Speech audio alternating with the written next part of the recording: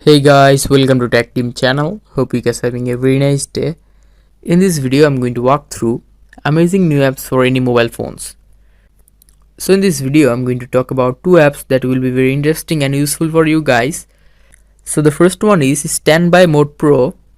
You can install this app from your Play Store App Store. Here you can see this app. You can use this app and you can just make your phone like this. You can just customize your phone. There are a lot of customization in this app. You can customize while it is charging, while it is lock screen or on screen.